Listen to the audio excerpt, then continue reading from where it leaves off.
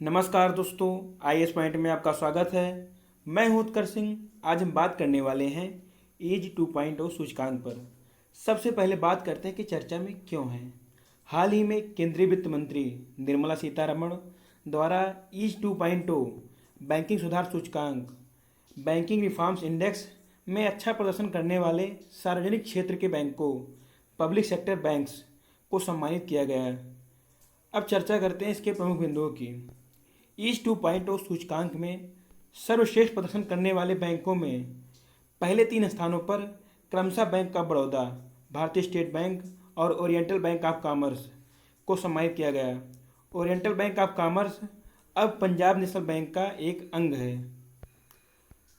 सुधार दर्ज करने टर्म इम्प्रूवर की श्रेणी में शीर्ष के 3 बैंकों में bank of Maharashtra, central bank of India और कॉरपोरेशन बैंक को क्रमशः पहला, दूसरा और तीसरा स्थान प्राप्त हुआ है।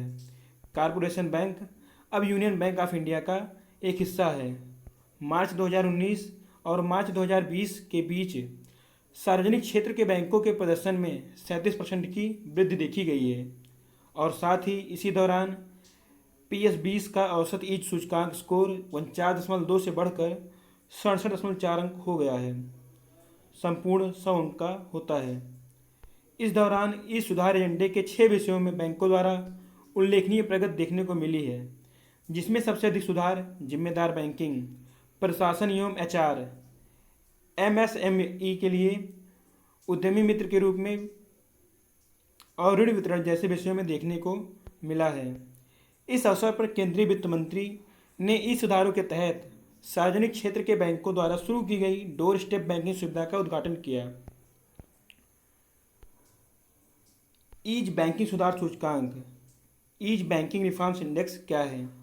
Ease enhanced access and service excellence ease सूचकांक भारतीय बैंक संघ, इंडियन बैंक एसोसिएशन IBA और बॉस्टन काउंसलिंग ग्रुप के सहयोग से तैयार किया जाता है।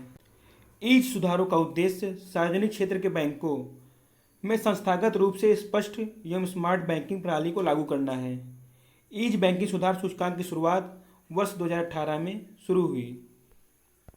ईज 2.0 में 6 विषयों जिम्मेदार बैंकिंग, ग्राहक जवाबदेही, उद्यम मित्र के रूप में PSB, गहन वित्तीय समावेशन, ऋण वितरण, प्रशासन एवं HR को शामिल किया गया था।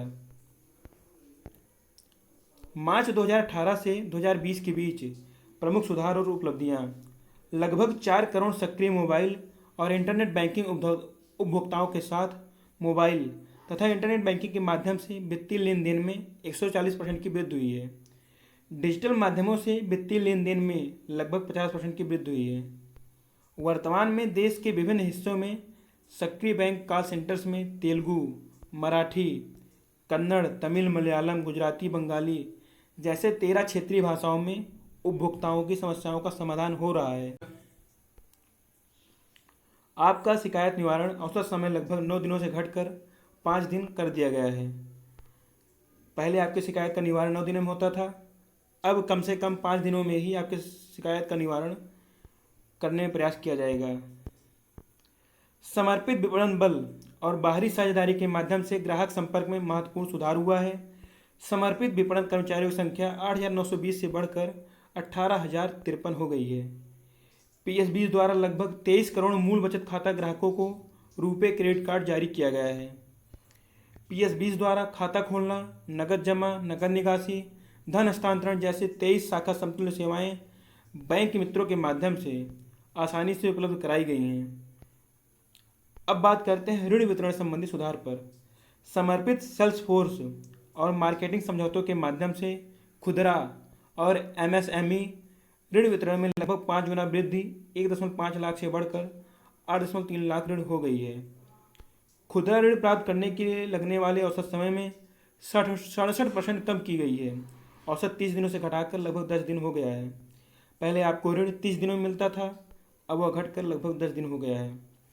PSB द्वारा ऋण की शीघ्र वसूली के लिए ऑनलाइन OTS, OST, EB क्रय, EDRT जैसे डिजिटल प्लेटफॉर्म को अपनाया गया है।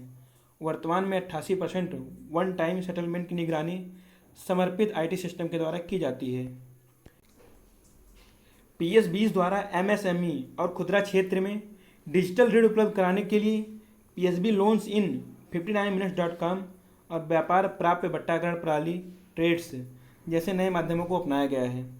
अधिकांश PSBs द्वारा सूचना प्रौद्योगिकी आधारित पूर्व चेतावनी प्रणाली अर्ली वार्निंग सिस्टम EWS को अपनाया गया है। इसके माध्यम से बैंक समय रहते दबावग्रस्त खातों स्ट्रेस्ड अकाउंट पर कार्रवाई करने में सक्षम होंगे। कोविड-19 से निपटने में PSBs की भूमिका। कोविड-19 के दौरान देश के विभिन्न हिस्सों में वित्तीय आपूर्ति को सुनिश्चित करने में PSBs ने महत्वपूर्ण भूमिका निभाई है। कोविड-19 के दौरान देश के विभिन्न हिस्सों में 80,000 से अधिक बैंक शाखाएं सक्रिय रहीं। साथ ही माइक्रो ATM के माध्यम से आधार सक्षम भुगतान प्रणाली, आधार इनेबल्ड पेमेंट सिस्टम, ऐप्स के लेन देन में 3 गुना की वृद्धि देखी गई। लगभग 75,000 से अधिक बैंक मित्रों के माध्यम से बैंकिंग पहुंच को बढ़ाया गया। स्मार्ट और तकनीक सक्षम बैंकिंग। PSBs द्वारा सूक्ष्म उद्योगों और ग्राहकों के लिए डिजिटल व्यक्तिगत ऋण प्रदान करने हेतु ई-शिशु मुद्रा योजना की शुरू की गई। PSBs ने फिनटेक और ई-कॉमर्स कंपनियों के साथ साझेदारी के माध्यम से ग्राहक जरूरत के आधार पर ऋण सेवाओं की शुरुआत की है। बैंकों की वित्तीय सुधार पर ESAE सुधारों का प्रभाव।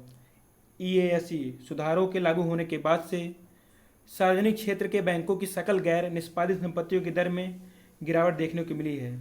मार्च 2018 के 68.96 लाख करोड़ रुपए से घटकर मार्च 2020 में 6.78 लाख करोड़ रुपए हो गया है। वित्तीय गड़बड़ियों के मामलों में गिरावट आई है। वित्तीय वर्ष 2019-20 के दौरान 2.27 लाख करोड़ रुपए की रिकवरी की गई है। संपत्ति गुणवत्ता में सुधार। सकल NPA अनुपात 7.97% से घटकर 3.75% हो गया है। शीघ्र सुधारात्मक कार्रवाई प्रॉम्प्ट करेक्टिव एक्शन PCA ढांचे के तहत कुल PSBs की संख्या घटकर मात्र 3 रह गई है। डोर स्टेप बैंकिंग सेवा। केंद्रीय वित्त मंत्री द्वारा इस अवसर पर इस सुधारों के तहत डोर स्टेप बैंकिंग सेवा का अनावरण भी किया गया। डोर स्टेप बैंकिंग सेवा के तहत ग्राहकों को कॉल सेंटर, वेब पोर्टल या मोबाइल ऐप के माध्यम से उनके घर तक बैंकिंग सेवाएं उपलब्ध कराई जाएगी। इसके तहत वर्तमान में केवल गैर वित्तीय सेवाएं जैसे चेक डिमांड ड्राफ्ट, आयकर रिटर्न, GST चालान, खाता विवरण, गैर व्यक्तिगत चेक बुक की डिलीवरी, डिमांड ड्राफ्ट, सावध जमा रसीद की डिलीवरी आदि उपलब्ध कराई जाएगी। वित्तीय सेवाओं की शुरुआत अक्टूबर 2020 से की जाएगी। ये सेवाएं देश भर के 100 केंद्रों पर चयनित सेवा प्रदाताओं द्वारा तैनात डोर स्टेप बैंकिंग एजेंटों द्वारा प्रदान की जाएगी। सार्वजनिक क्षेत्र के बैंकों के ग्राहक बहुत ही कम शुल्क पर इन सेवाओं का लाभ उठा सकेंगे। अब देखते हैं इसके निष्कर्ष का। इस सुधारों के माध्यम से पिछले कुछ वर्षों में बैंकिंग क्षेत्र में महत्वपूर्ण प्रगति देखने को मिली है। किसी भी देश के विकास में बैंकों की भूमिका बहुत ही महत्वपूर्ण होती है। नवीन तकनीकों और स्थानीय भाषा के प्रयोग को बढ़ावा देकर अधिक से अधिक लोगों को बैंकिंग प्रणाली से जोड़ने का प्रयास किया जाना चाहिए।